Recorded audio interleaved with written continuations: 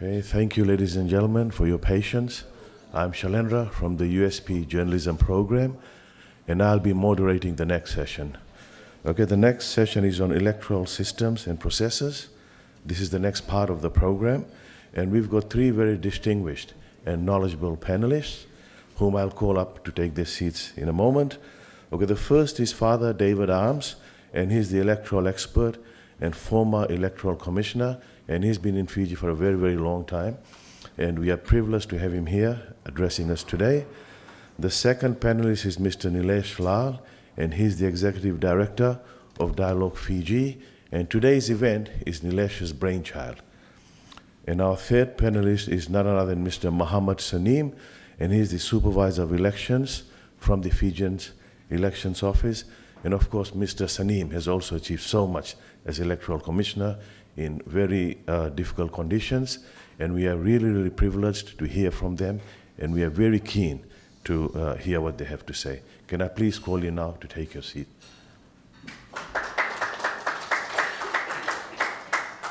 So our first speaker is Father David Arms, followed by Nilesh, and then Saneem.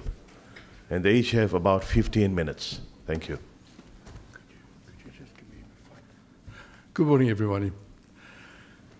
Just a little sort of preliminary word. In one sense, it's very nice to be here speaking to you and meeting people I haven't seen sometimes for quite a long time.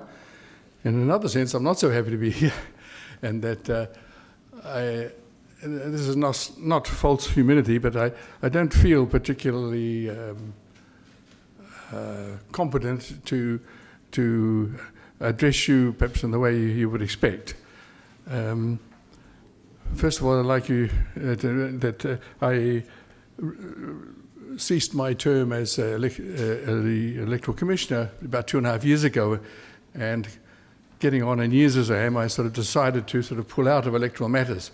So I have tried to get a bit up, but I'm not quite up actually with play, number one. Number two, I don't have a special competence in social cohesion, and as people know, I'm very interested, and you could call it a bit of expertise, I suppose, but on electoral systems and how they function. But I've been told by the organisers that it's all right to talk about that, but I would like to apologise if what I talk about doesn't seem so closely related to social cohesion, because I'm talking more about some of the, talking about sort of fairness and accuracy, which are more technical things.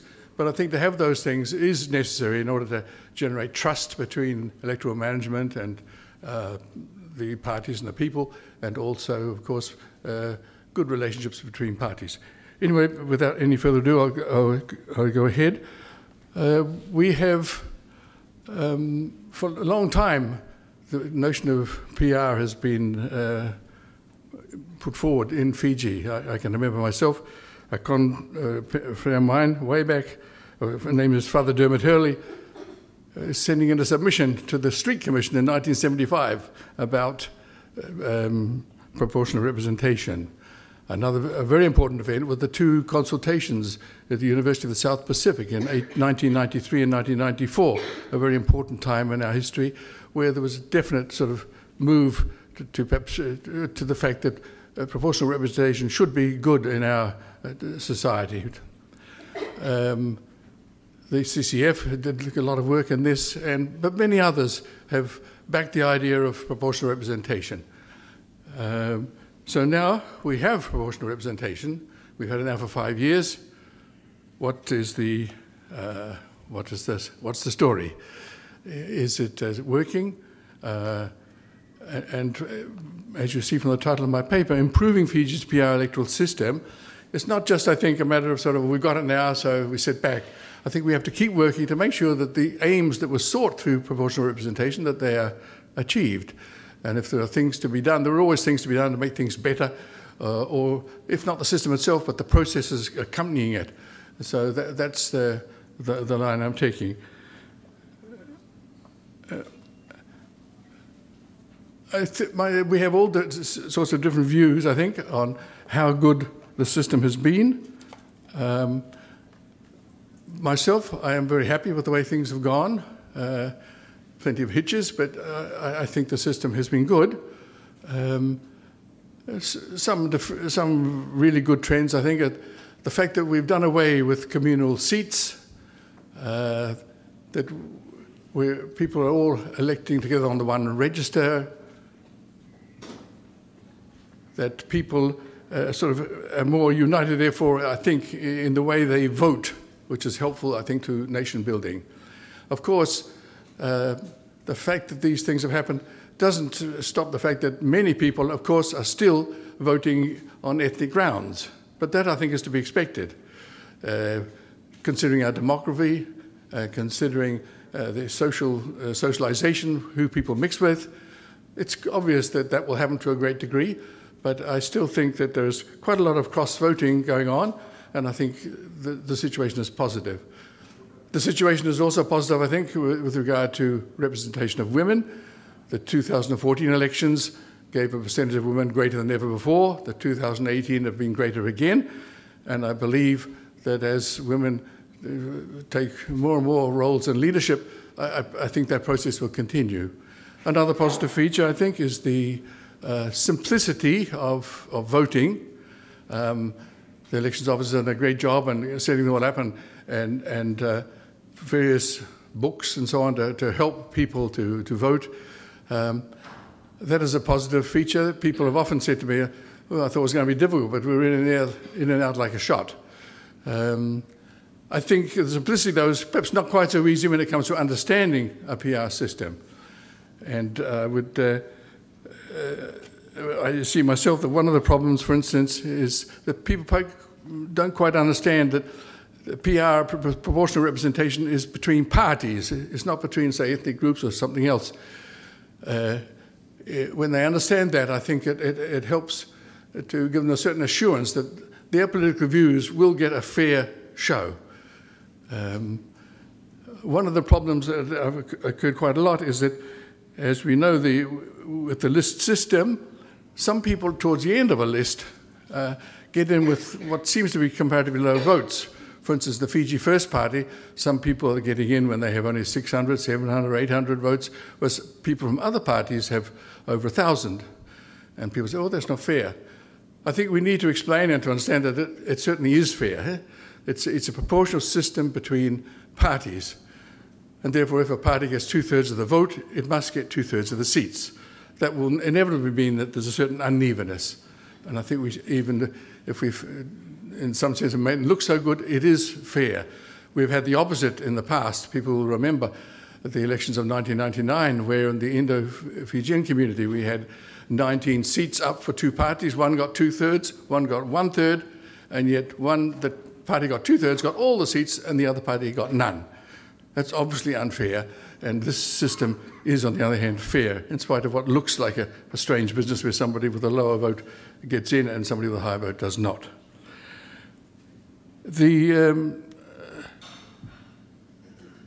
Another aspect of fairness is the threshold that we have.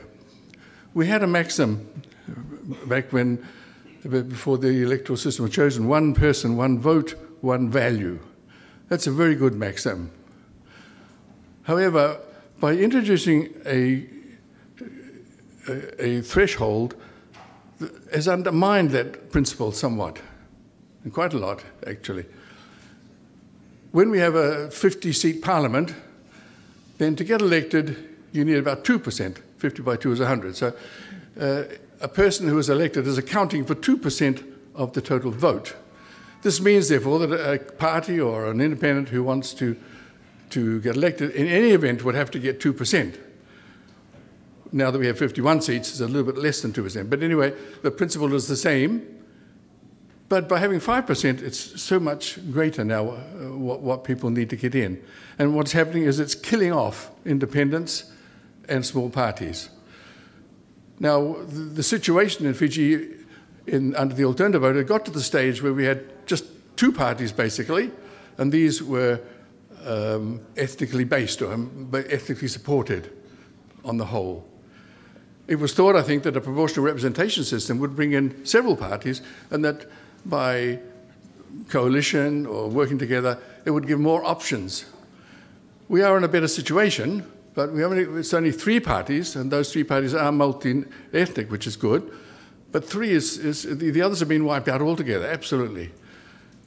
Also, the independents, there's no chance really of one getting elected. In fact, it's a bit silly really now, after the first election, to run as an independent, because you have to get 5% of the vote, so you might as well become a small party. Because if you get 5% of the vote, you're automatically due 2 people. So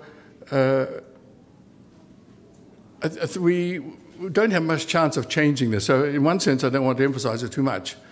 There are reasons, historical reasons, why people want a threshold. In some administrations, some governments, there have been problems where too many small parties get in, and it's very hard to form a government, and if one is formed, it keeps crashing down again, and as one party or other pulls out. So there is a justification, sort of, for the threshold, but I would have preferred that we actually try it without a threshold, because I don't think we splinter as much as that, and I think we would have been in a better situation.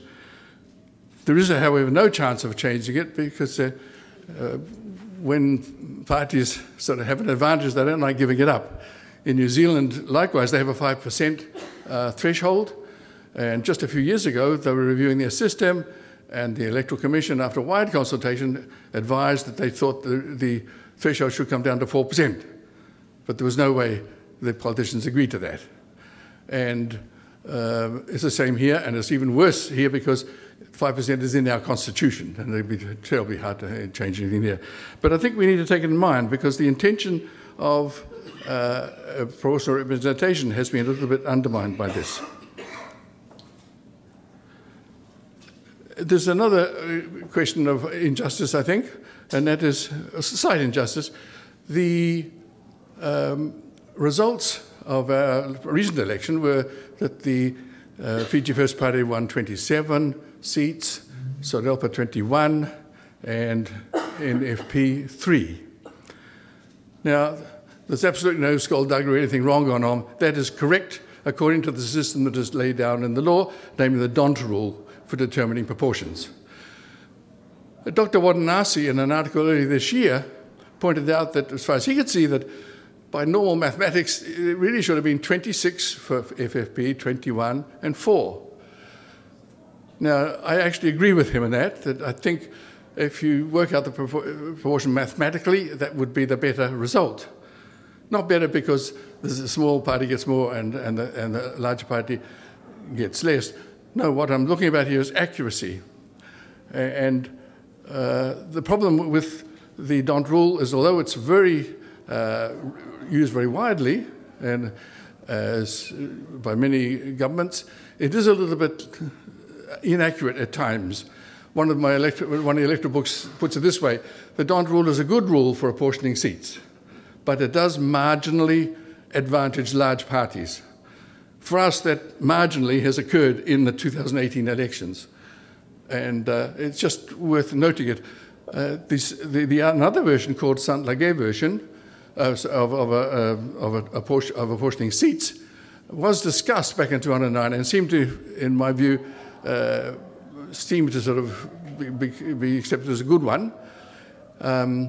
So I'm surprised that the D'Hondt rule was put forward, especially also since New Zealand, just a few years before us, took a new voting system, and they used the Saint Laguerre rule there specifically on the basis that it provides the most accurate proportions. It is something that can be changed because it's in the Act. And the Electoral Commission I was in looked at it, and we've realised that in the 2014 elections, both systems gave the same result. So there's no question. However, we did feel as a Commission that the Saint Laguerre rule was better, and actually we made a recommendation in that effect. But of course, nothing has happened on that, but I just wish to point this at that I think fairness, or at least we should try to be as fair as possible, but there's certainly nothing wrong being done, but I think it's good that we try to be as fair to all parties as we can. What decision to have just one national constituency was a surprise, I think, for everybody. I reproach myself somewhat because in having discussions on electoral systems, I never brought that possibility up, even though there are governments which do it and are functioning quite well. I think I was feeling, well, this is pretty bad because we're losing all our local representatives. I'll come back to that. But I think there are some advantages with the one constituency system which may not be appreciated. One is in that, in general, when you're dealing with proportional representation, the larger the constituency, the more exact are the proportions and easy to work out. We could have had, say, 3 or 4 constituencies for PR, but then we also give proportional, but you may have to have reserve seats or other complications to get a reasonable sort of percentage. A second good thing about it is that it does sort of symbolize a nation going to pick its leadership together. It was, well, especially of course after those who had experienced past elections, it was sort of inspiring even in 2014. We see everybody not having to separate out according to ethnicity, but all going in together to vote. They'd won the same voting paper for everybody, and it sort of was something that I think helped to give a sense of nationhood. A third reason is that it does encourage parties a bit to appeal widely across society. Now, a party which is a bit focused on one ethnicity, it's entitled to do that, and if it gets votes mainly from that ethnicity, they'll get the proper percentage of seats according to the system. However, I think everybody, because of the one constituency in particular, realised that, well, they're appealing to the whole country, and if you want to win, you need to get more votes, and so you need to appeal to everybody. So I think it's not the only factor, of course, but I think that the one national constituency helps people to realise that and to aim their policies accordingly. Fourthly, voters have a great freedom in our present system. I think it's a bit like somebody coming to the village and then going into the supermarket for the first time. In the village, you get a loaf of bread, you go to the supermarket, and there's bread everywhere. What sort of bread do I get? Brown, white, big loaf, smaller. I think when we first saw this, it seemed, my goodness, this choice is almost too much. But just as we get used to supermarkets, I think we get used to this too, and people do have that choice. This brings me then to the fact of local representatives. We may think, thank you, we may think that, we may think that local representation is gone, but it hasn't totally gone at all. A study done by Nicola Baker, I just can't find the page with the names now. Anybody who wants the article, I can give them the names later. I just can't find it. Did a study after the 2014 elections where they looked at where people got their votes from. Our system allows that because where you get your votes comes from all the various counting venues, and they're all retraceable. So if you're standing for election, you know where your votes came from. And say for the Delpa party, apart from Andi Te Mumu, everybody's votes came from one locality. The lowest was actually Ratasuliano, Matri of Tui Namosi. He got 55% from Namosi. The highest was 85% from the, I must find the name there. Anyway, he comes from Bua. There was, for the Fiji First Party, there was Brewing Kumar from Bar, who got all his from the Bar town and Bar rural, and Johnny Osamati got 65% from the Nausoi Suva corridor. All this, there is a certain length, a certain type of local representation. It's not the same as the type of representation before, but it is a type of representation. And the parties, in fact, can do more. If they like, they can say, well, we elect a representative for Serua didn't get elected. However, the man from the Mosi, we'll appoint him as being responsible for that area. And if people want it, and if the parties want it, a certain localization can occur within the one national constituency system. To finish now, there's just 3 other matters, and there's accuracy in voting. The government and the elections office were very, I think, very sort of helpful to the public in that they thought there should be a voting booklet to help voters to vote. And this they did. It was a great idea, but unfortunately, and it's been a source of dispute between parties and the Electoral Office and the Electoral Commission, that the list that they give to the voters when going in to vote has the voter's number and the name, but no reference to party. And I think the supervisor and the Electoral Commission and so on have come under flack from the parties for this, but they can't do anything. It's in the law. And so what needs to be done is that, obviously, to make a change for the law. And I think it's what the parties are looking for is most reasonable and sensible. The electoral, when people cast a vote under this system, they vote for a candidate and for a party. Therefore, the information in the election booklet should have both the name of the individual and some indication of the name of the party. Another fault in the booklet is that it's listed by number. So when you come to look for a name, if I want to say Rambuka's name, for instance, I have no idea, and I can't remember myself what it is, I have no idea how to find it. Because it's in numerical order. It's a bit like having a phone book which started at 1 and so on instead of starting at A. And so when people have gone into the voting screens to vote, if they wanted to find somebody, unless they actually remember his number, they can't do so.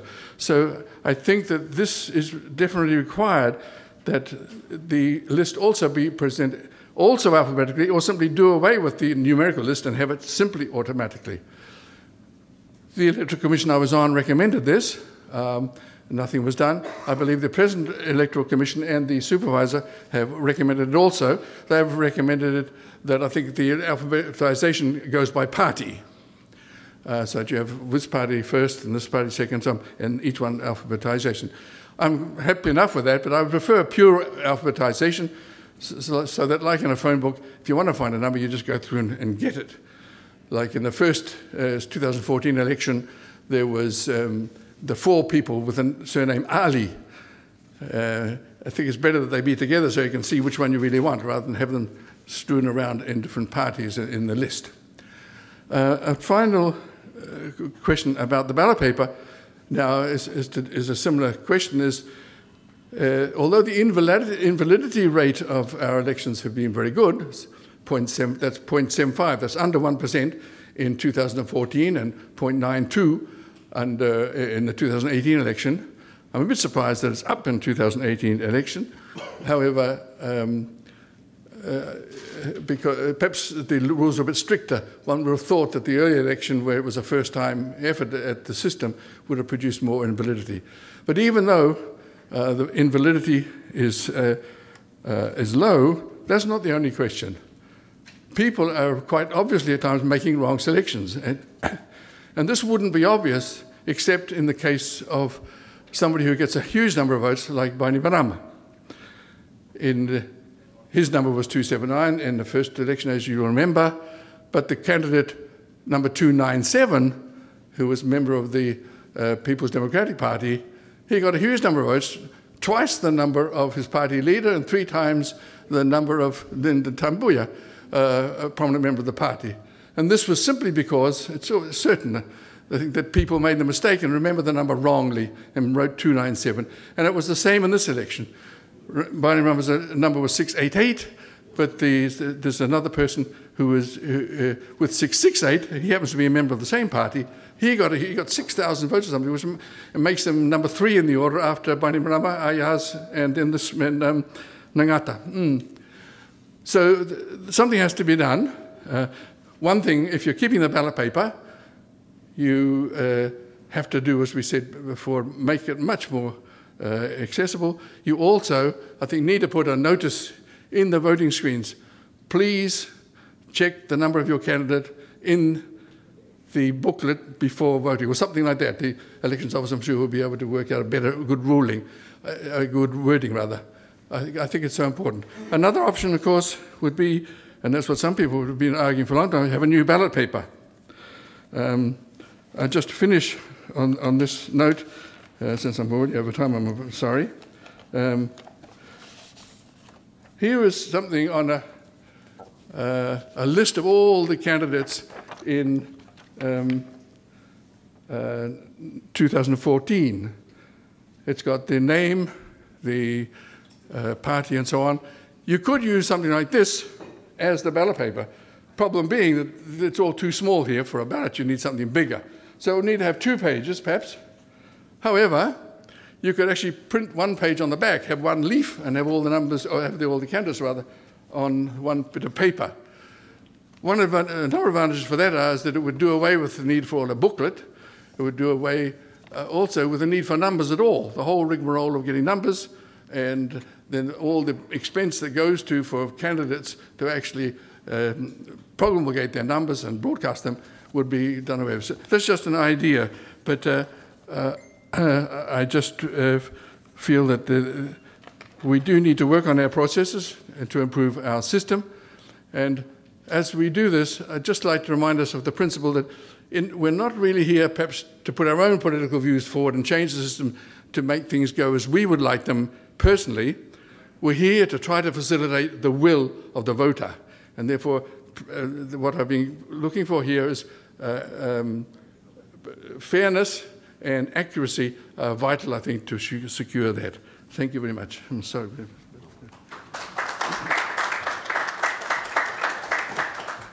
Okay, thank you, Father Ba, for raising, Father Arms, for raising some really crucial issues. Our next speaker is Nilesh Lal, the Executive Director of Dialogue Fiji. Thank you very much, Dr. Singh, the moderator for this panel. Very good evening, very good morning, to everyone. For this presentation, is that right one?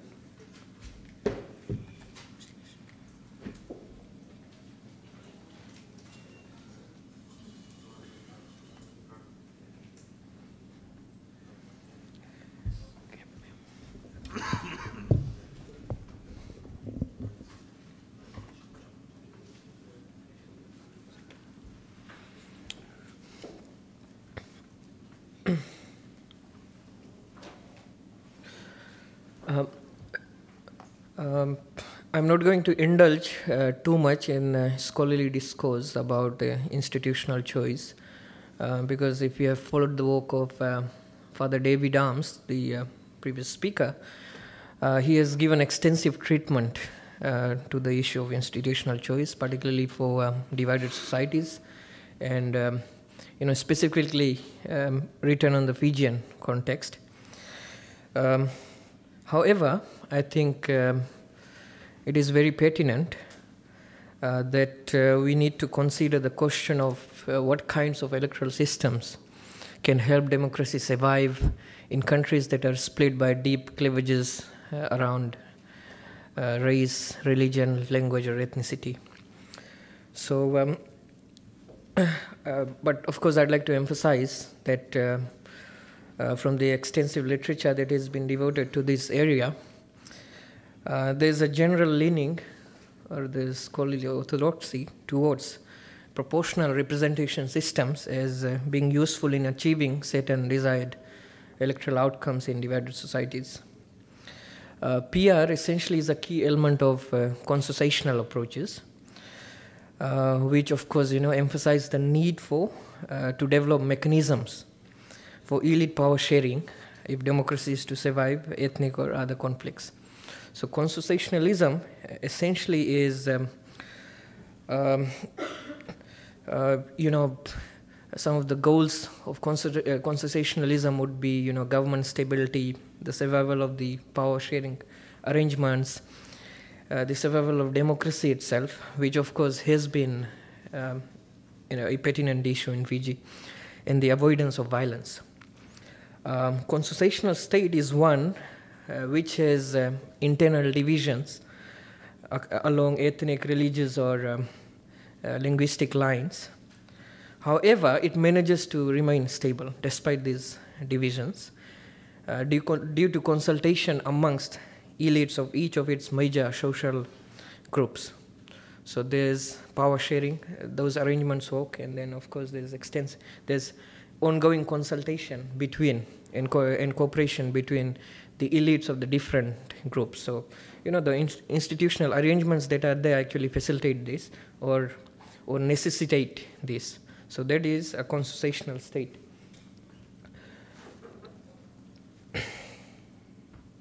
And of course, when you have, of course, it is contrasted with the states that have majoritarian electoral systems. Fiji, of course, has experimented extensively with the electoral system since 1972 elections.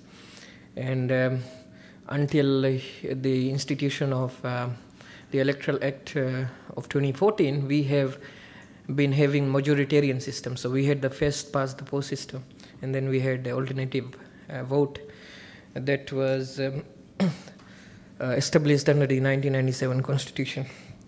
But the least PR, which is the system that we adopted through the 2013 Constitution and the subsequent legislation, which was the Electoral Act of 2014, is the most popular electoral system in the world today. In fact, according to International IDEA, out of 217 countries, and you can see the distribution there, 37.3% of these countries globally use some sort of a PR system. They use the list PR, whether it's open list or closed list. So that is how popular this system is. Some of the advantages that we have of the PR system, I think, of course, it is very important that votes are translated proportionally into seats. There are, of course, a range of benefits of doing this. In majoritarian systems, for instance, you can have a candidate, for instance, if I'm contesting, if I poll 49 votes, there's a candidate B that polls 47 votes. Candidate C polls 42 votes. But there's somebody that polls 51 votes. So, 42 plus 47 plus 49 people did not vote for that guy. But, in that winner takes all system, in majoritarian system, that person would be that candidate would be the only contestant that will get a seat, and the rest will get nothing. So the zero-sum game that we have under majoritarian systems. And then, of course, there are fewer wasted votes, especially if the thresholds are appropriate, which, of course, Father Arms has talked about, and also the fact that almost all votes go towards electing a candidate. It also facilitates minority parties' access to representation, and it also encourages parties to campaign beyond areas that they have a stronghold, which is also one of the advantages of the single national constituency that we have, because every vote matters. So, traditionally, when we had constituencies, certain parties had certain constituencies which they deemed as safe constituencies. So there was no incentive for the other electoral contestants to go and campaign in those areas, right? And then, of course, it can also facilitate power sharing between parties and interest groups. So, since the introduction of the PR system, NFP is a smaller party, of course, in Fiji, and NFP has been one of the biggest beneficiaries of the PR system that we have. Right? For instance, if you consider the electoral share of NFP between 1999 and 2018, in 1999, NFP polled 14.6% of total votes, but they got no seat under the IV system, which was a majoritarian system. 2001, they got 10.1%. Under a PR system, they would have got about 6 seats in a 51-member parliament, but they got only 1, in a 71-member parliament. So naturally, they ought to have got more. They would have got more in a PR system. 2006, they polled 6.2% of total votes, and they got no seats again.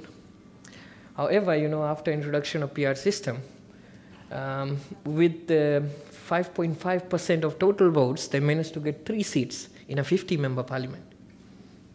And then in 2018, they managed to increase their electoral share by around 2%, and they got 3 seats again in a 51-member parliament. But that is, of course, one of the weaknesses of the Dong system, which Father Arms alluded to, that it slightly favors larger parties. So, reasonably they would have been expected to get 4 seats. But generally, as you can see, NFP has benefited really, and NFP's example is very apt, because NFP is one of those smaller parties that we wanted to, that the objective was to get into the legislature, to move away from the two-party state that had essentially been created under the AB system. So let's see what are some of the disadvantages. It can lead to governing coalitions with insufficient common ground. For instance, if you see the ideologies of certain political parties, right? For instance, Sodelpa could be deemed a right-wing party. NFP and PG Fest would be perhaps a center of left on the political spectrum. So the sort of unlikely coalitions that it can sometimes lead to, right? So of course, the result would be that there won't be cohesive decision policy making, right? And then the stability of government will be another question. And then it can also, in some cases, provide platforms for extremist parties, especially if you don't have a threshold. For instance, somebody could start a party for the legalization of marijuana and get representation in parliament. So that is one of the disadvantages of PR systems. And then, as I have said, it can also result in smaller parties wielding a disproportionate amount of legislative and power, essentially, in that setup. And it can also lead to legislative gridlocks and incoherent policy making. Now I'm going to talk about, about some of the areas of reform that we'd like to advocate for. Of course, hopefully there would be some discussions around this in the next session, in the successive sessions that we'd be having today and tomorrow. So election threshold, the fact that 5% might be too excessive, right? But one of the things that we have to be mindful of is the fact that the 5% threshold is entrenched in the Constitution, and the Constitution is not really easy to change, unless, of course, there's general consensus amongst all the political parties and amongst the people as well. So those were the number of votes that were wasted, essentially. So they did not translate into any representation in the legislature, 7%. And then, of course, you will see that by 2018, there were fewer number of votes that were wasted. But this essentially meant that, the smaller parties got caught in this cycle of exclusion because nobody voted for them, or very few people wanted to waste their votes on parties that did not have reasonable chances of getting elected, right? And of course, former Electoral Commission argued that it should be completely removed or reduced to 3.5%. I think we need to, of course, have further discussions about how do we, how can we bring about the reforms to the legal frameworks necessary to bring about this change, because this is defeating one of the key objectives of electoral design. Of course, Father Arms was one of the key proponents of the PR system, because for a divided society we need to move away from ethnic based parties, and we need to encourage and facilitate the election of smaller minority and other perhaps moderate parties into the legislature. And I think this 5% threshold is really frustrating that. Ballot design, Father Arms, of course, has also spoken about this. I think ballot design is appropriate. It contains all elements to achieve the principles and objectives of Sweden's electoral framework. because the other alternative would be a huge tablecloth kind of ballot paper, which would be perhaps more daunting to go through for a voter. And however, like has been mentioned by the previous speaker, there is a high incidence of unintended votes at the expense of popular candidates. Right? And in very close races, like the case last time, the most popular candidate, Voringe Manimarama, was extremely lucky. His party was extremely lucky that 668 went to another candidate of the same party. Because if it had gone to a party of another, to a candidate of another contesting party, then Fiji Fest would have lost elections because of unintended votes. So party information is of course missing from ballot paper, and this is so because the legislation does not provide for the inclusion of this information.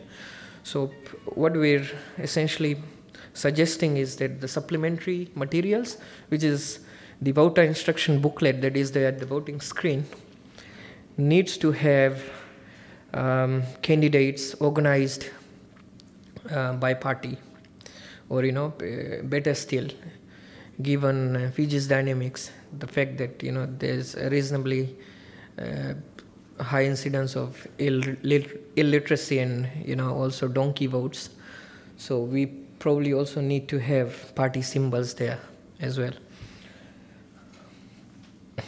Gender parity, I have also given this some treatment in my articles that I have written in newspapers. I think PR systems generally favor women election into the legislature, but in open list PR systems it is a challenge, because you have people voting directly for candidates, and in traditional societies women unfortunately do not get many votes, right? So the different ways in which gender parity can be achieved in the legislature, one of which is perhaps the easiest way is to have reserved seats, but this has been discredited, and this is often seen as tokenistic representation of women. And then legal candidate quotas mandated by constitution or legislation. So for instance, the constitution and subsidiary legislation mandates that each party fields a certain number of female candidates. But of course this will go against, I think it will infringe the all-important principle of one vote, one value, and one person, one vote, one value. So I think the most appropriate solution given this would be that parties ought to set voluntarily quotas through their internal constitutions, right? So that we are able to achieve a critical minority of 30 to 40%. So in the literature, this is given as the threshold to ensure that women form a critical minority in the legislature. So at the moment, we, after last elections, we fall just below 20%. I think 19.6% of women MPs in parliament after were retained by the last elections, which is, of course, I must add, a improvement, marked improvement from the past. The other thing, I think it is very important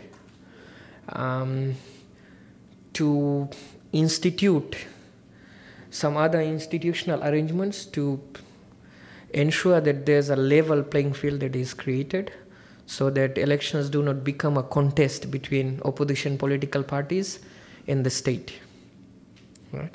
And of course, one of the other things that is discussed as a safeguard is to ensure that there's enough decentralization of power so that critical institutions of state are not really captured by certain political interest, right? And also the fact that there needs to be enough segregation to ensure that even if there is capture of certain institutions by a particular political entity, there are still enough institutions remaining independent to ensure that they are able to safeguard against arbitrary use of power, or or sort of the state yielding, or one particular electoral contested yielding a lot more power than the other compared to the others. So there's a disproportionate impact of incumbency. In fact, there's evidence for this as far as electoral outcomes are concerned. In Fiji's post-independence history, there's only been 3 regime changes through the ballot box. So that shows the amount of impact that incumbency has on electoral outcomes in Fiji. So we need to ensure, given these dynamics, that the abuse of incumbency is regulated by constitutional, regulatory, or institutional mechanisms. And given the fact, given Fiji's dynamics, given the attributes of the different political actors, I think we need to have legally binding caretaker conventions. Australia, for instance, has caretaker conventions, but they're not legally binding, but they're respected by those that are in power. But I think in Fiji's case, there's a very strong case for legally binding caretaker conventions to be instituted. Media coverage. This, I think, is a real concern, and essentially it is also leading to the creation of an uneven playing field for the different electoral contestants in Fijian elections. So a free and non-partisan media is very essential, as you'll appreciate, to free and fair elections. And in particular, state-owned media have a greater responsibility to ensure equitable and balanced coverage of all electoral contestants and issues. In most countries globally, there are laws and guidelines which set rules for equitable access, balance, and non-partisanship of state-owned media in relation to election time reporting.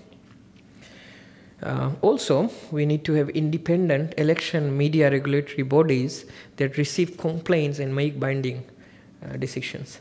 I think the electoral justice system also needs to be overhauled, and there needs to be a specific body that needs to be formed in order to look at specifically media coverage during elections, particularly after issuance of writ of elections, and perhaps after the start of the campaign period. Under Fiji's current laws, even campaign period is not really defined properly. So I think that was also one of the recommendations in the Supervisor of Elections report on 2018 elections, for the definition of campaign period to be clarified. The other thing, when it comes to CSO roles, CSO role in elections, I think this was one of the major recommendations by the MOG, that there needs to be meaningful engagement of CSOs as actors in elections process. I think Fiji is, of course, one of the few, if you call ourselves a liberal democracy, then we are perhaps one of those few liberal democracies where there isn't, where there is essentially exclusion of CSOs from having a formal role in elections. So to this end, of course, negotiations, discussions are happening, and I think the participation of the electoral management body, the head of the elections office, this morning is also a move in the right direction when it comes to ensuring that there is meaningful participation with the civil society in the next elections. So, this is, of course, a very peculiar legislative provision when it comes to electoral legislation, Section 115. And I think it was instituted at a time when there was a lot of distrust also about civil society organizations, that there are certain actors within civil society who are advancing certain political agendas. They are creating platforms for the propagations of certain ideologies, political ideologies, and in cahoots with the certain electoral contestants, right? But I think we need to review this, and MOG has also recommended. Particularly, if you look at this particular section of the legislation, the very weird definition of campaign, So anything, debate, public forum, meetings, interviews, panel discussions, or publishing any materials that is deemed as campaign, regardless of the nature of those materials. Right? But of course, this also only comes into application after the issuance of writ of elections. Right? So there was 44 days essentially where these restrictions apply on the ability of any entity that receives foreign funding, excluding, of course, the Electoral Commission and supervisor of elections, from undertaking any of these activities.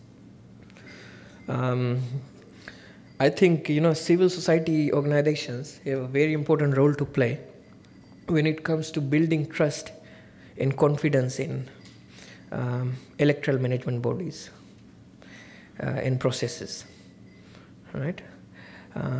Because given the dynamics in Fiji, if, for instance, you had a state entity that was organizing this forum, it would be very quickly labeled as having some sort of a political agenda or advancing some sort of a state propaganda.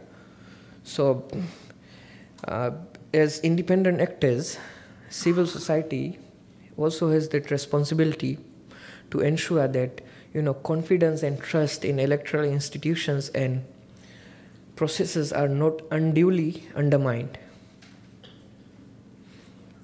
And that is something that ought to be, of course, considered and taken very seriously by civil society actors.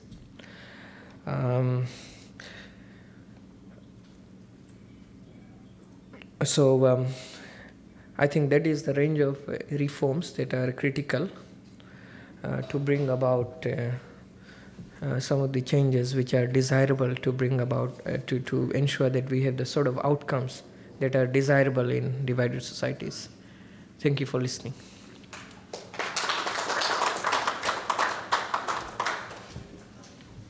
Okay, thank you, Nilesh, for such a well-researched and substantive paper. Our next speaker, Muhammad Saneem, the election supervisor.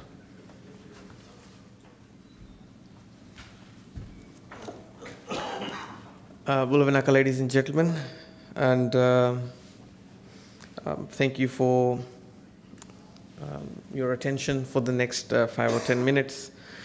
I know I am the last speaker before we hit lunch, and it's always the most difficult time to speak and have attention of people, especially when you have to talk about the topic of elections, and there is minimal interest in the topic, especially if lunch is on order.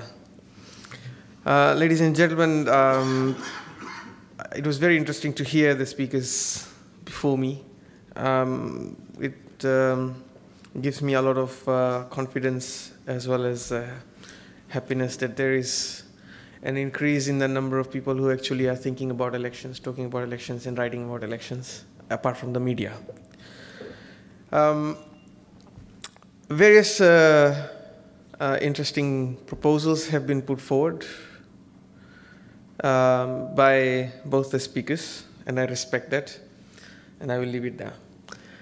The Fijian Elections Office is currently in its planning phase. We are now moving on to the next election. We are in the cycle, and this is our strategic planning phase. We hope to have a proper strategic plan for the next 4 years ready by next month or the month after. Our current strategic plan had laid the foundation for the delivery of the 2018 general election, And the 2018 general election, having had been conducted last year, gave us various lessons learned, and as well as a lot of pat on the back for some of the things that worked well. There was a lot of things that we did for the first time, and for that we had to review and evaluate how it worked. Also what worked and what didn't work. The most important thing being is that the Fijian Elections Office, having been established in 2014, has for the first time been in existence throughout the cycle. So it was not a 2018 job, it was a 4-year job, which also kept a lot of the people entertained, because for the full 4 years we had been in the media. Either someone was calling for my resignation, or we were announcing what we were doing, or in some cases someone fighting with us for running student elections. Mufid is here. Adventurous times, and various things happened. 2018 onwards has been slightly quieter. Either people are holding their breath, or actually they see what we said happen. Moving on. Historically, our country has had now 12 elections, a dozen to talk about. In fact, the last 2 elections we can talk about a little bit more, because we've been around doing it. The earlier elections have had significant history with our country, and there are various other speakers in this room who are first-hand experienced with these. Me, not so much. Ladies and gentlemen, here is some data from, once again, International IDEA on our elections of the past. You will notice that the numbers are quite interesting.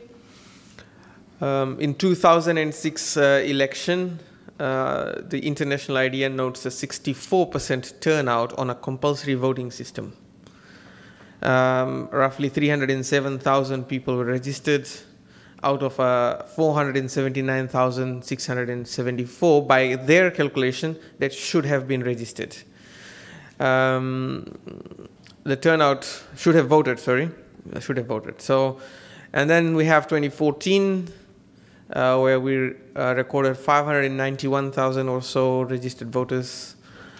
And so there's a couple of things about 2014 that I can speak about quite safely without overstepping the boundaries of being supervisor of elections.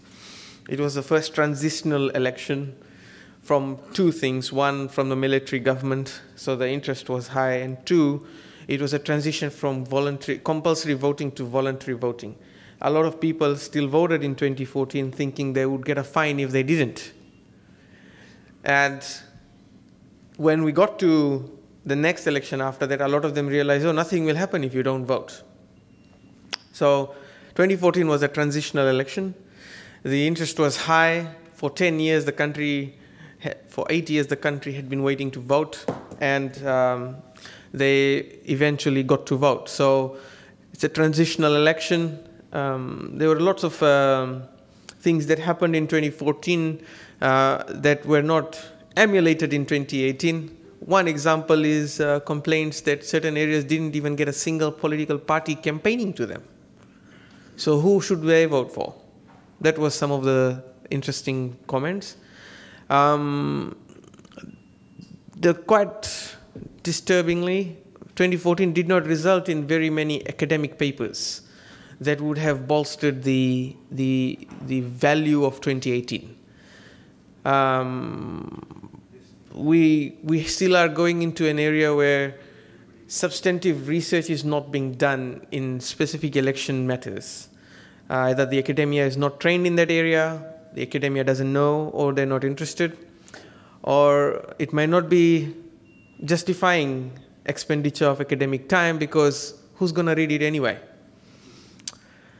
The other interesting thing is Some of the 2014 became quite surprising to some research papers and publications because it didn't turn out the way they expected it to. And then 2018 came. I'm still waiting for some substantive papers. I mean, there are some papers published, but I'm waiting for more thorough research papers. I'm not going to be able to do it, but I'm sure that the interest should now be there. We look at the turnout for 2018. I'm trying to ascertain whether it's a clear enough map. Mervyn, can you see it? Yes. So the red area is 66% or so turnout, and the green area is 78% turnout. In my office, blue is the ultimate 100%. There is no blue on the map. The turnout in this map is for the whole country. So, ladies and gentlemen, it's not that certain area didn't vote, but throughout the country, this is how we saw turnout, 78% roughly average. In fact, my estimate was between 65 and 75%. But I'm no election expert. Father Arms is there. Generally, in a voluntary voting system, if you get 65%, you're doing too good. So roughly around 55 to 65 is the international average on a voluntary voting system.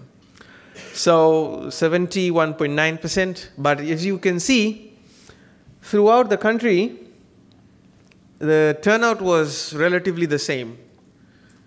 And this is where research needs to be done to see why and what was the cause.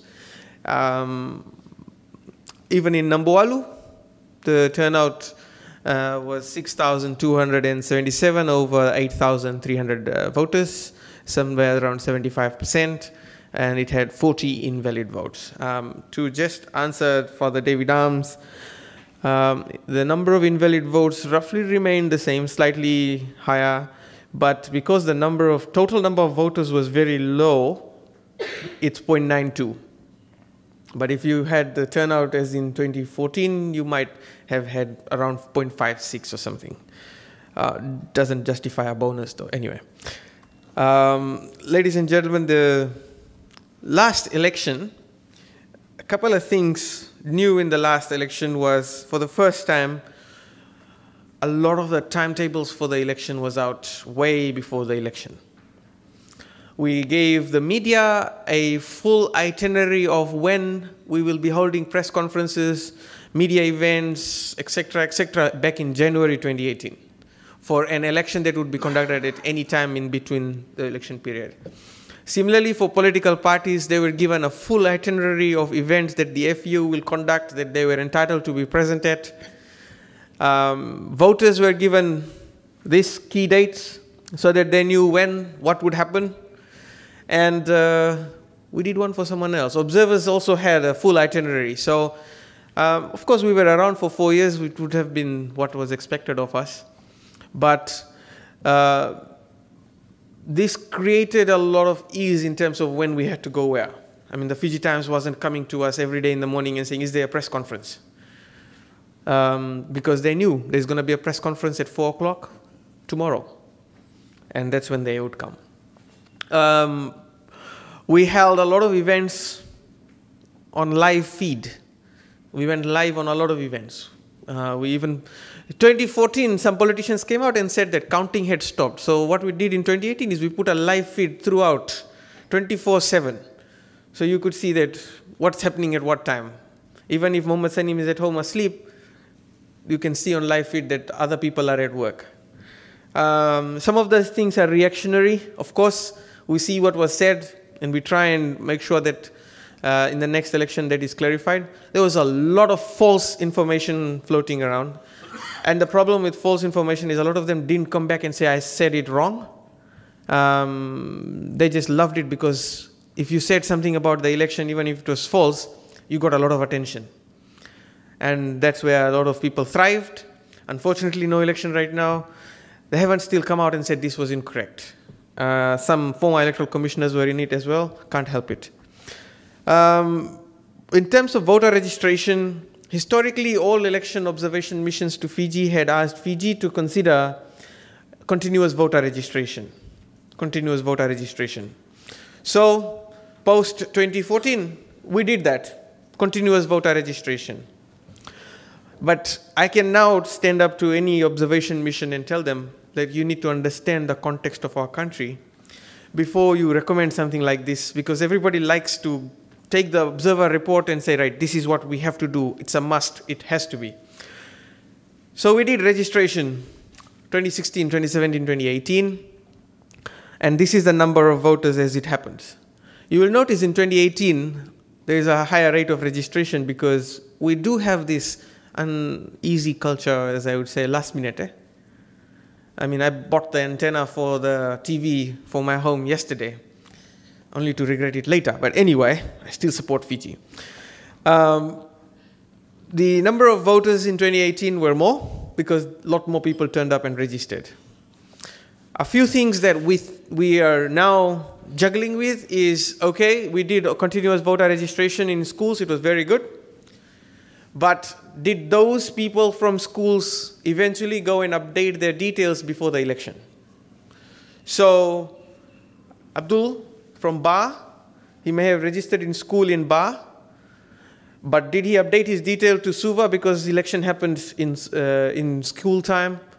And whether he was able to vote in Suva, or did he have to travel back to Ba because he didn't update his details? These are some of the Fiji issues in this election that we found. And now this is where I'm adding fuel to the fire, because someone will hear me say this and then cook up a huge story like Dr. something from USP said, 33,000 voters in Fiji have quickly amended their details so that they can get government assistance.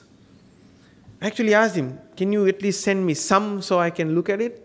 He got a big shot lawyer to write back to me and say, what is your power to ask me this information? I mean, come on, man. You make a statement, it's election time, back it up. That's why you are an academic. I'm not. But anyway, so that's in terms of registration. We test our data regularly. We go and work in disaster relief. The voter ID card becomes a key source of information. Other financial institutions ask for the voter ID card when they want to deal with you. And that's where people go and update their details. If I can quickly digress, and in India, my friends from India have left. I was hoping they would stay. If you want a photocopy done, you don't say, give me a photocopy. You go and say, can I get a Xerox? Now, we all know Xerox is a photocopier, but it's marketed in India that now photocopy is Xerox. I actually went to a place and I said, can I have a copy of this? And they said, sorry, you want it Xerox? I said, yes, please. So in Fiji, now a lot of businesses, instead of saying, give me an ID card, they just say voter card. They just say voter card. That for us is a huge success, because then if someone doesn't have a voter card, they're immediately reminded to get one. But it also promotes our card throughout the cycle. It doesn't just stop after the election. It doesn't just stop. In 2016, we replaced about 80,000 cards. It was not an election year, 80,000. This year, the number roughly is around 33,000, Director, if I'm not mistaken. Number 21,000. 21,000. It's not an election year. But this is where elections is now getting to become part of the society. Saying the word voter card itself means we're getting it. Now, better to this will be when we can start to say, if your voter card is more than 2 years old, you need to get a new one. To this end, the Fijian Elections Office will now be expiring all the green-colored voter cards, the voter card 1.0 that was issued from 2012 until 2016. Until March next year, this voter card will be expiring. So in the next election, if you have a green voter card, we hope the law is amended, so that voter card becomes invalid. You have to get the latest voter card. So all you have to do is free of charge, go to a voter service center, update your details, and you'll get a new voter card. If the new processes of the FEO, based on our experience, photos will be updated.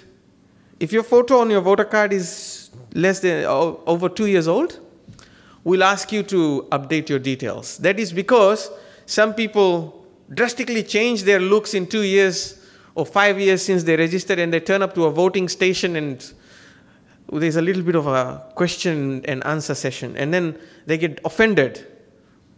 But you registered when you were 18, you are now 23. You have a mohawk and a goatee. It's hard to tell who you are.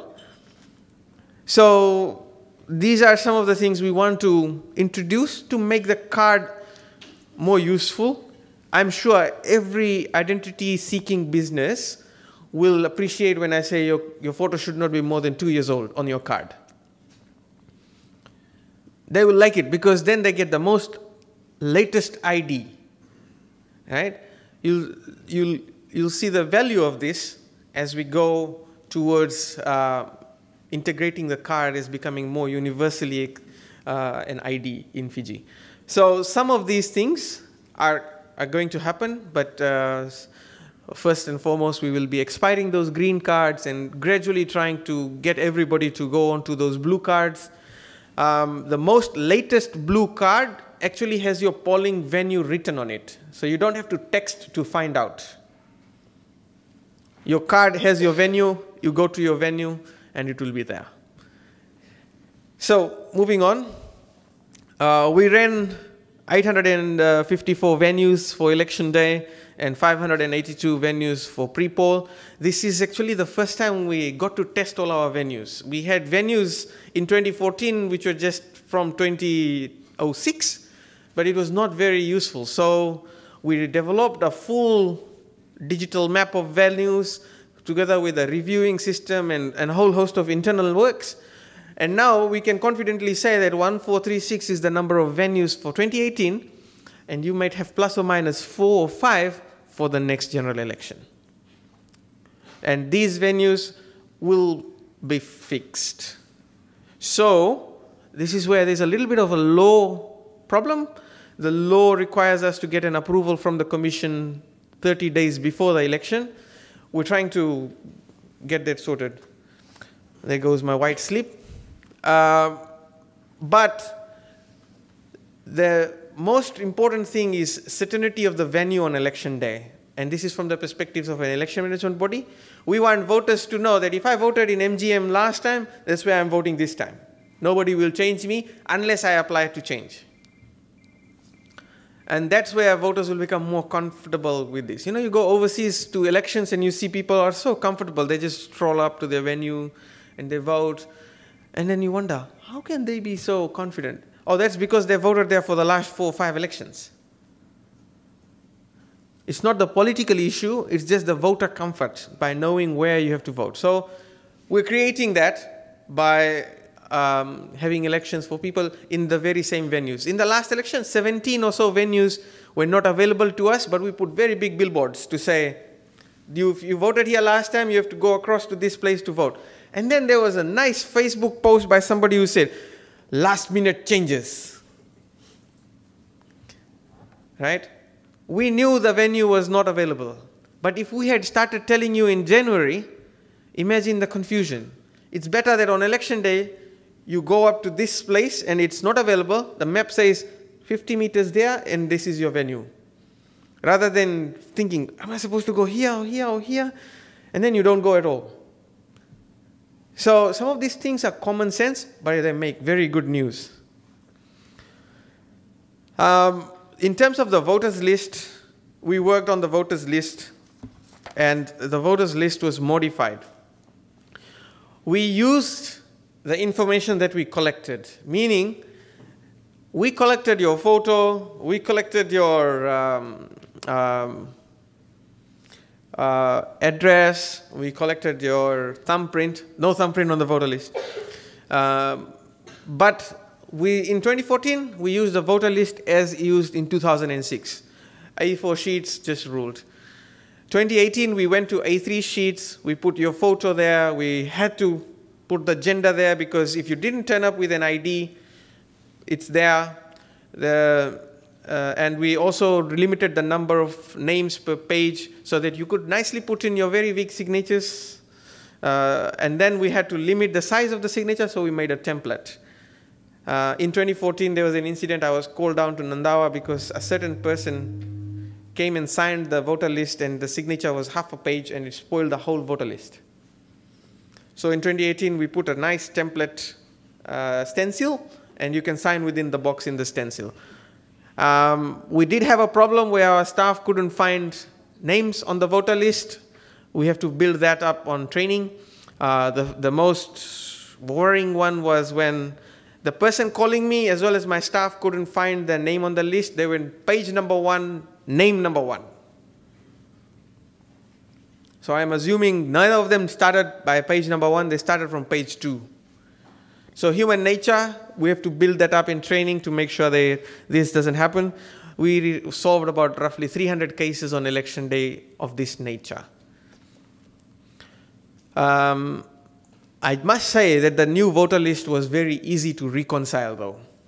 It was very easy to reconcile, and even post counting, when we had to verify some of these boxes at the count center, it was very easy to reconcile. So it's a good reform that we did.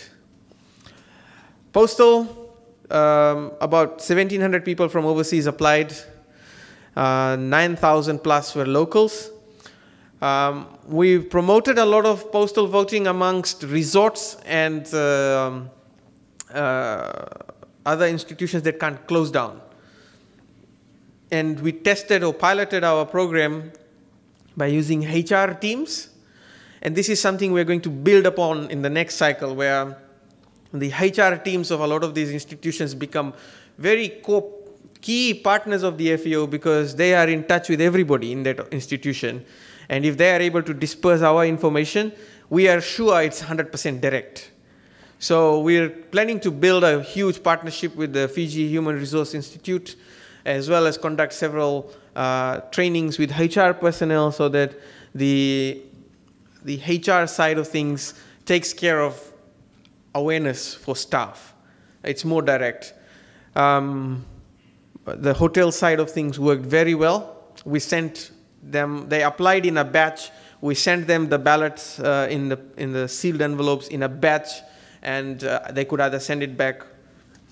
Okay, my time's up. 2 more slides quickly, and then I'll end. So if you are here today and you have an Android device, the Fijian Elections Office has updated its mobile app. And the mobile app now has the 2022 general election timetable on it, as well as the results seat allocation calculator. It's got the seat allocation calculator. Father Arms explained about the D'Hondt formula and all this. For those who are not willing to undertake all of that, the app is now your simple go-to. You can enter the results or mock results yourself, and you will be able to get seats as they would be allocated under those the rules of the election system in Fiji. There's lots of books that we published. Just wanted to quickly tell you on the way forward. The electoral system in Fiji is still designed, by design actually, to be for 1 year. That's because of the 2006 law that was amended to make into the 2014 law. But essentially, that's not going to work for a very long term. We need to spread the process over 4 years. Because voter registration happens every year now, those venues that I was talking about need to be actually confirmed and signed off 2 or 3 years before the election, so that when we register people to those venues, at the end, the Electoral Commission doesn't come back and say, nah, close down 100 venues. They won't say it. But if they do say it, then all those people will have to be reassigned. awareness created and all this. So the best thing to do is spread it over 4 years, fix the venue, start registration, and then finalize the venue towards the election. The other point that I wanted to make is that in the next cycle, we would like to take a more lateral approach. Building of capacity of the FEO was our key focus in 2014 to 2018. 2018 onwards, we'd like to build capacity of secondary institutions, such as political parties, civil society organizations, youth groups, and we are taking this approach by introducing university-level program on elections. We'll be introducing a lot more trainings for youth groups. We're thinking of doing some funding arrangements so that if you wish to do some research on elections, there's funding grants available from our office. Well, interestingly, in Australia, the Australian Electoral Commission funded a university to carry out research on how to shorten the queue. And that was quite successful in the last election, the research that came out and the algorithms and things on shortening the queue. In Fiji, let's just start with writing on elections, on explaining how things work, how processes work, and then we'll eventually get there. Thank you very much for your attention. I'm sorry if I've taken a little bit more time. It was important that I convey to you some of my thoughts about the electoral process from the FEO point of view. Vinaka. Okay, thank you, Sunny, for such an important presentation. And also, pardon me for being a weak moderator, but this is such an important topic, and we don't discuss this often enough. Okay, so another round of applause, please, for our panel of experts. Okay, it's now question time. We have 10 minutes. Identify yourself by name and affiliation. Please keep your questions short and to the point, and likewise for the answers. Go ahead. So my name is Roshika Deo. My question is for Salim. I actually, during the 2018 election, I was following the results quite closely on the app. And it was a great way to, follow the result in real time. So that was a good initiative. However, I did have some questions around the boundaries and the different divisions. Because there were times when, especially in the Eastern Division, the apps were showing a different number of venues, and then the vote numbers were changing quite drastically. So it was quite worrying because we're not sure what was happening. Initially, the understanding was that in the Eastern Division, this was the number of voters and this was the number of venues. And then the app changed it quite, I can't remember the exact numbers at this stage, but it changed. And there has been some questions around the Eastern Division. So I was wondering if you could clarify a little bit about the Eastern Division, the boundaries, what was included, what wasn't. Why was the app also making all these last-minute changes and anything administratively that was done? Well, thank you. First and foremost, the Fijian Elections Office published our boundaries as early as 2017. The Eastern Division office that we had also looked after venues from Tavua right up until Korovo. And this was because we had about 800 something election day venues, 500 something polling venues for pre-poll. We had to divide it equally to be able to manage it properly. There are administrative boundaries used by government as well, which has different thing. Eastern Division is just the islands as well as Nosori or something like that. What that meant was that one staff getting X amount of work is getting paid less than another staff who has very little amount of work, because Eastern Division is a very small area. In 2014, we had that arrangement, and we found that our guy from Eastern Division was literally cruising through election day because there was only, say, 11 venues or something running elections. So we published data based on whatever the result system recorded, which was based on our boundaries, which is what we had already published, starting from 2017. And our Eastern Division boundaries had been published even on the same website where we were also publishing results the boundaries were there. Now, the Bureau of Stats used the government boundaries, which is just the islands and part of Nassori. When we published our results, we couldn't change our boundaries in the app to suit the government boundaries, because that would have meant changing the results. So Eastern Division had from Tavua right up until Korovo. We had to allow that to go out as it is. We can't change results at election time. We have to allow it as it is. So once we published it, and then we waited until it was cleared, then we gave in the government boundaries, which is what everybody was worried about. Oh, how come Eastern Division, I think Chopetare wrote an article saying 37,000 voters versus 26,000 people. So that we had to clarify. Even now, our former commissioner was jumping up and down and all this. But the boundaries that the FEO had set had been published, was given to the parties. Even that's how polling stations were named. So that was how the results went out.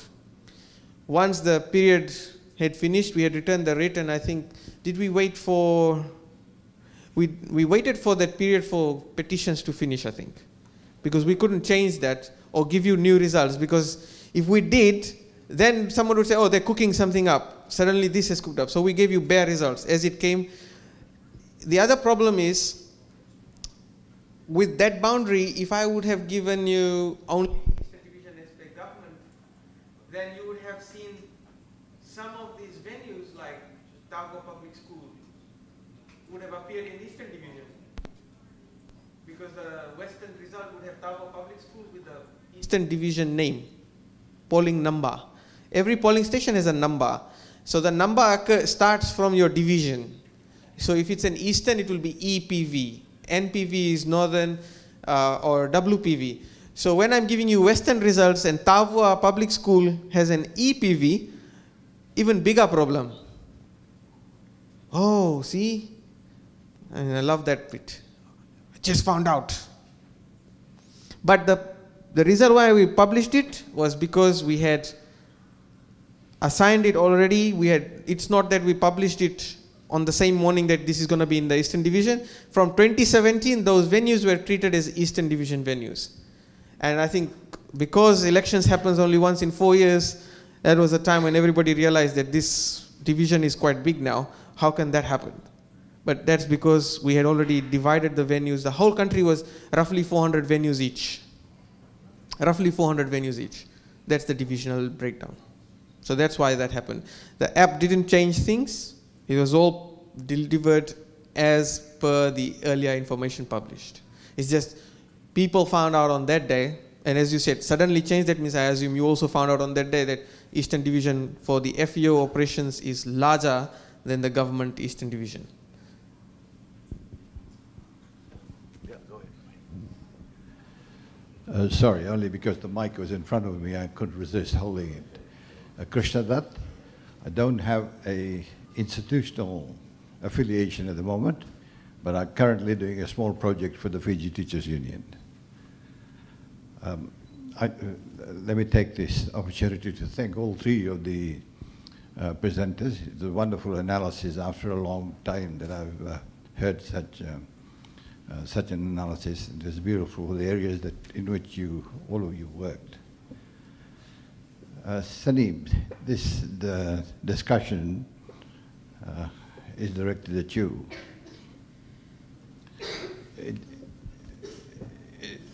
It's one of the area of criticism that the Electoral Commission faces, whether the criticism is real, imagined, faked, or is motivated by some private interest. But that is the area that people do look at. And unfortunately, I didn't hear much of that in your presentation. This is the area of the countdown, the actual counting system, the process of counting. I think you tried to respond particularly to Roshika's question. As a preamble, just before 2013 Constitution came up, a group of delegation was invited to Bali from Fiji on similar topic. And the Indonesian expert gave a brilliant analysis of how they were conducting the electoral system. And because we were all in Bali, and respected the gentleman, in a private moment I asked him, you know, your system looks so perfect and so well oiled and machined. How can it be corrupted? Because the image outside Indonesia was that the Indonesian system was very corrupt. This is in the early days. So he took me to the side and he said, you're quite correct. There were these kinds of rumors, these kinds of talks. And then he told me a number of ways in which the electoral system in Indonesia could be rigged or could be, evil things done with it, and how they then plugged it. I think it is important for Fiji people to also know how can our system be rigged or managed so that we can watch and keep and keep an eye on it. That's the question. If you were to rig it, where are your loopholes? I trust my Kai to come up with something like this.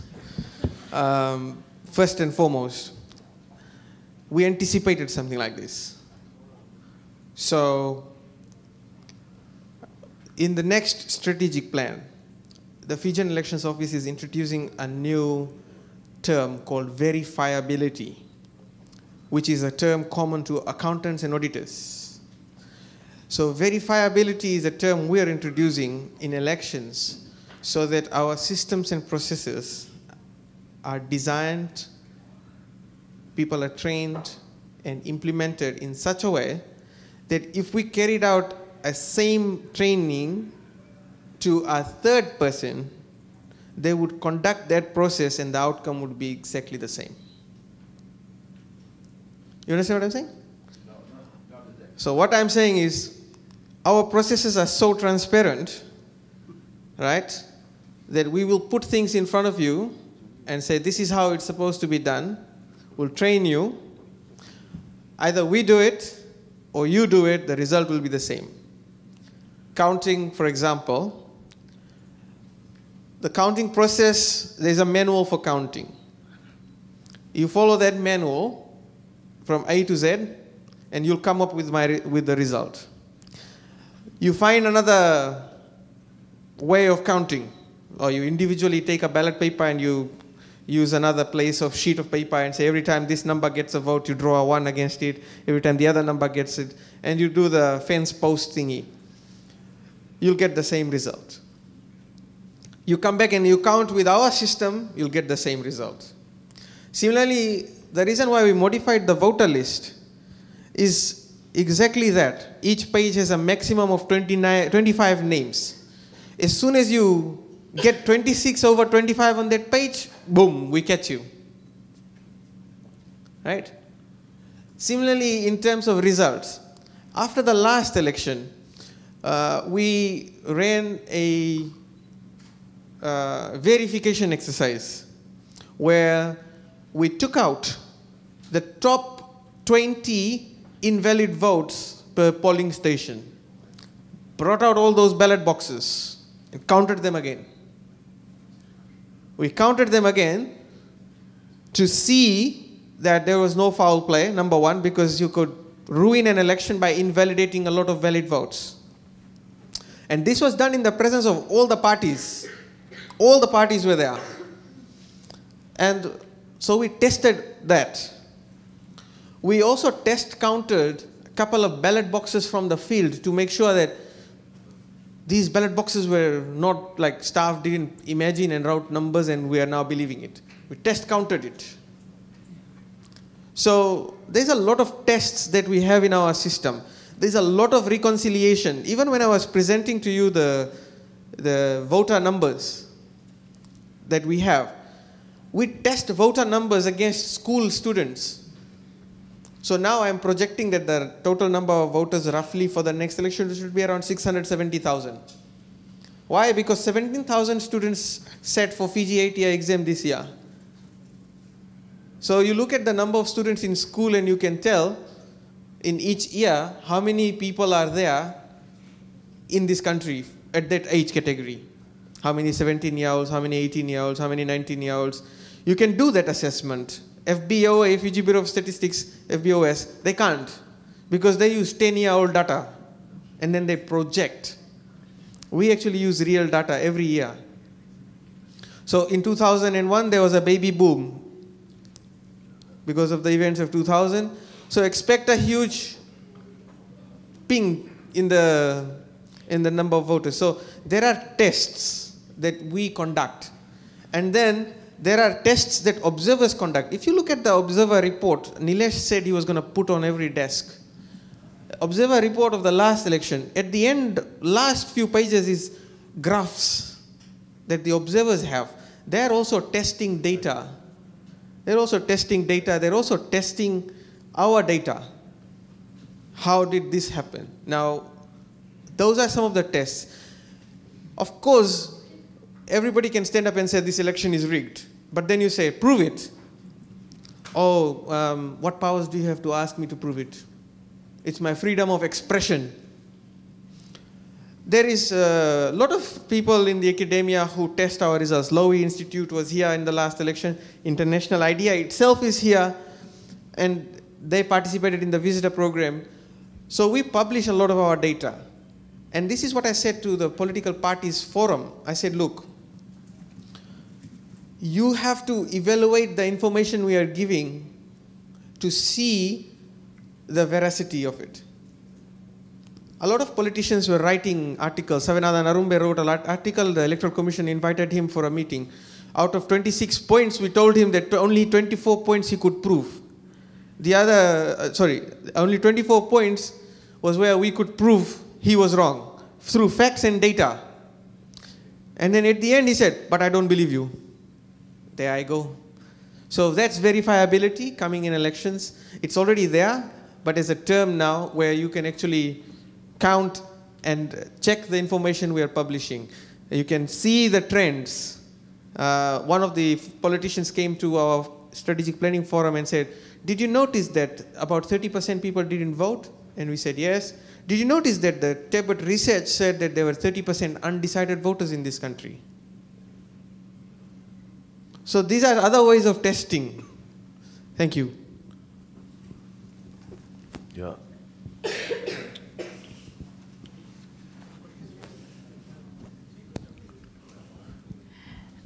Thank you. My name is Lucretia Hussein, and I'm with the Citizens Constitutional Forum. Thank you all for your respective presentations. My question is for the Supervisor of Elections. I'm interested to hear your take on what you see or understand is the role of civil society organizations in the electoral process, and whether there is or not. I'd like to hear. Thank you. So I don't make the law. And Section 115 is not on the table for discussion because I don't make the law. Civil society plays a very important role in elections. You will see regionally, internationally, particularly in Asia, NEMFREL, ENFREL. These organizations are so influential. Civil society needs to realize in Fiji that it's no longer first past the post or alternative voting system. It's not a constituency-based system. And there is not only work that they can do with the legislature, but they can actually do a lot of work with the parties. Someone talked about parity, gender parity. And I think Nilesh put it in his presentation that you can actually get a lot of these things sorted within the party rules. Within the party rules. I just came back from a conference in Solomon Islands where one of our party reps from Fiji stood up and said, but we want to win the elections. Women don't get votes. Somewhat like that. Now, how can we see? The current system in Fiji has popular candidates that can draw in a lot of the women candidates into parliament. So you will have quite a few of them represented because a popular candidate managed to secure a lot of votes, which has resulted in women candidates that have lesser votes to get into parliament, right? So if that's one of your key areas of focus, this is something you can work on. I Also have opportunity for youth groups. Whilst the world is still focusing on women representation, Fiji has a very, very young population. We need to look at youths. The voting age has reduced from 21 to 18. How many youths get represented? Only one youth, one 18-year-old contested the last election. Should we get the number higher? How? This is where you need to come up with your own literature, your own proposals, and you need to engage with political parties. A lot of things CSOs do is election time, right? But I think the real work has to be done before the general election. I had one very interesting, Lucretia, interesting letter after the last election. We all saw how much rain there was, etc., but we got a letter from 6 or 7 civil societies saying people didn't turn up because we didn't do voter awareness.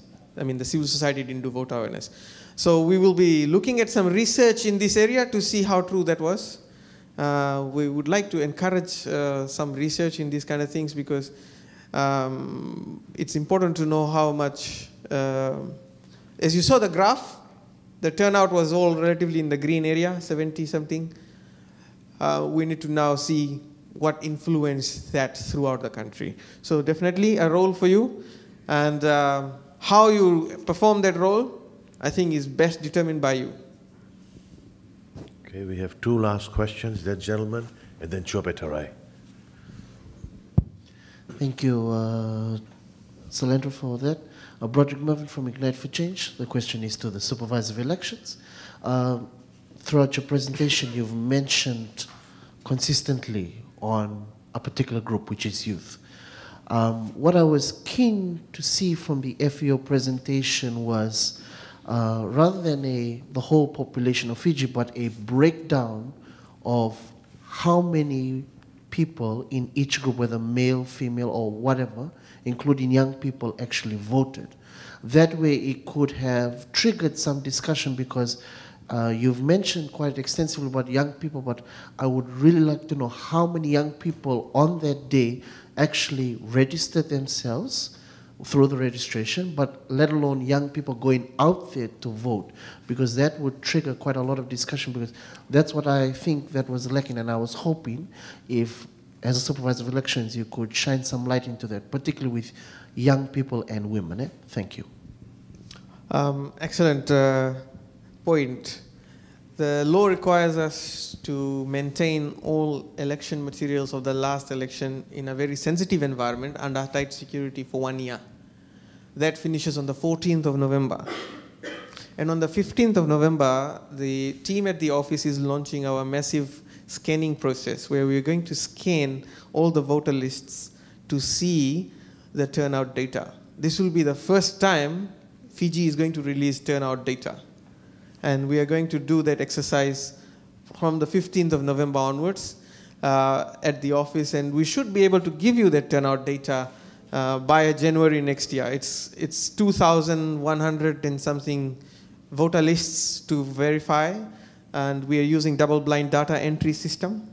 So that will take time to make sure that the most accurate data is available. So we will be doing this exercise, of course, and this is where I will also be inviting a lot of enthusiasts to do some research, to use this data and publish research into why the turnout was low. We would like to also do a voter survey as well. We will be looking at some partnerships in that, and of course some youth groups, of course, if you are interested, or civil society, we'll look at some research in this area to ascertain who didn't come to vote, or even who came to vote, which will give us a good insight into people's interest in elections as a means for democracy. So thank you, Mervyn. You've beaten me to it, but it's because the law says so. We're waiting till 14th of November, and on the 15th, we're going to start this project. The software is already ready. Okay, go ahead, Chope. Bulunak, my name is Chope. I feel the need to respond since my name was mentioned from USP. I just wanted to ask about that particular issue that you had described around what seemed to me as an organizational fairness issue about one of the staff members, if that's the way you described it. And that sort of led to the Eastern sort of registration having tabu or korobo, if that was it. My question is specifically, don't you think it would be better to follow government boundaries anyway, similar to or more or less like 2014, in terms of valuing, organizational fairness or administrative issues within the organization versus public clarity and consistency? Largely because I notice, apart from taking swipes at academics or researchers, you also mentioned the fact that there's so much fake news and all of these things. Don't you think that valuing the government boundaries would actually lessen or help lessen speculation because of the consistency?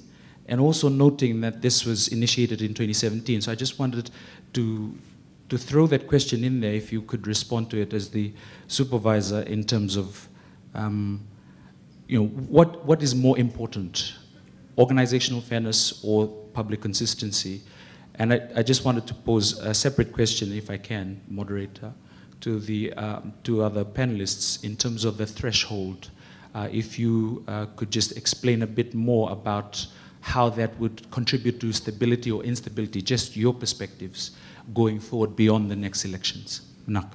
Okay, we'll allow those questions, but please keep the answers short and to the point. I got it. Okay. So when we published the app in 2018, the app published the data as was recorded in the result management system. We did not modify, as I said, we did not modify the app to give out data in any other way, because that was the only means of publishing raw data.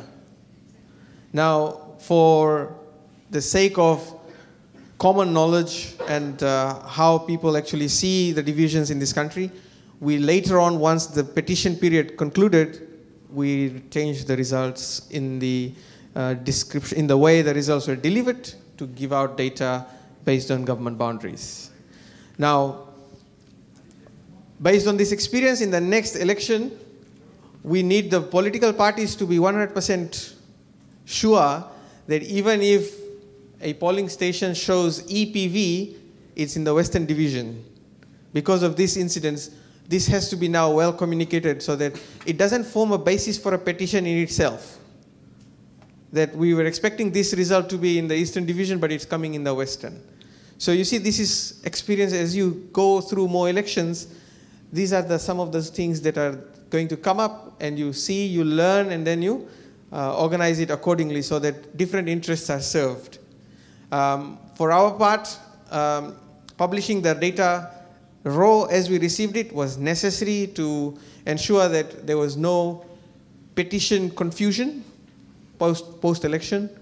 That we did, and as soon as the dates for the petition finished, we gave the data out just as the government boundaries are generally known in this country.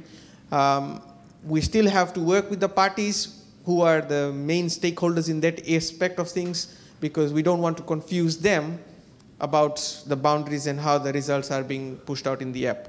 But that's something that we've also learned from, and we'll try and see how best we can push out these results in the next election. So that's just all I can say. So over to the other speakers. Thank you.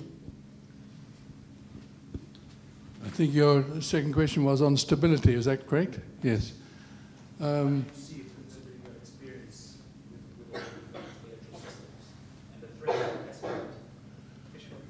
Threshold. Yes. If there is no threshold, then there is the possibility of quite a number of small parties coming into existence and getting a seat.